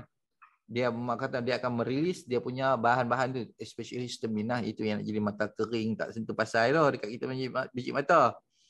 Satu lagi dia memang jadi karbo lah sekali. Dan biji mata kita tu tak apa nak boleh fokus sangat. Dia jadi blur je, kena silau sakit. Itu je lah. Sebab masa perut perangi lah. Okey, baik. Tuan Azwan, kalau kita nak kuatkan balik saraf mata, makanan jenis apa yang patut kita makan untuk betulkan retina ke, saraf ke? Nak betulkan balik mata. Kalau nak betulkan balik mata, paling penting sekali, betulkan perut dulu. Itu sahaja. Kalau perut betul, perut sihat, automatik semua satu badan sihat. Kecuali kalau tulang belakang jahanam lah. Kalau tulang belakang pun sihat, tak ada masalah, okey saja. Tapi kena repair balik kita punya gut microbiome, kita punya bakteri usus tu, bagi balance balik elok, dan kita takkan ada masalah itu dah.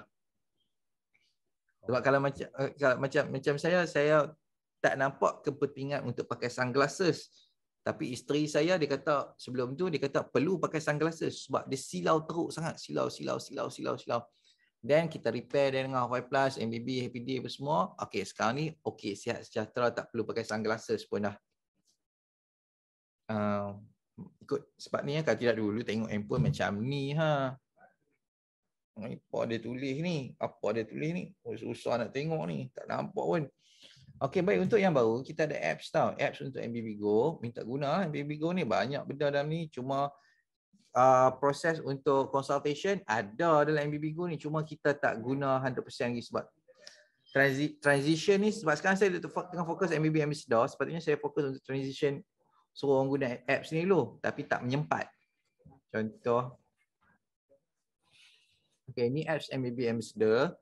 So dalam ni ada tips. Even teks ni kita boleh tengok benda yang paling penting orang nak rujuk lah. Risiko makanan lah yang mana boleh menyebabkan bloated yang paling teruk sekali. Kita boleh tengok kategori nut dengan seeds ni. The fermentation potential ni kita boleh tengok. Okay, 12 FP. Okay, bloated teruk. 2 FP. Okay, maksud dia boleh makan. Fermentation potential dia rendah. Penting ni. Kalau orang tu duk risau sangat kan. Jenis-jenis beras apa yang paling rendah untuk bloated? Rice, jasmine, jenis apa karus, tapi kita boleh tengok jenis yang beras yang makin lama makin panjang, fermentation potential dia makin tinggi, masa dia senang bloated. So kalau macam jenis nasi Arab beras panjang tu memang senang kembung lah.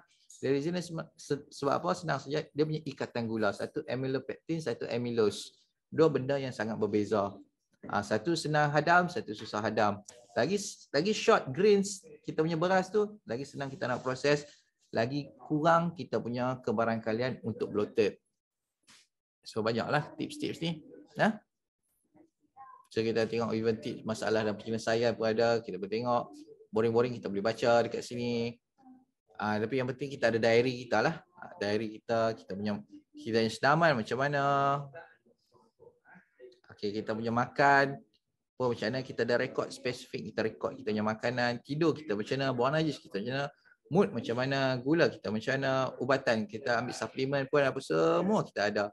So dari sini kita boleh tengok graf kita punya prestasi, kita punya puasa macam mana. Okey, so macam Tuan Ravi apa risau untuk masalah gula.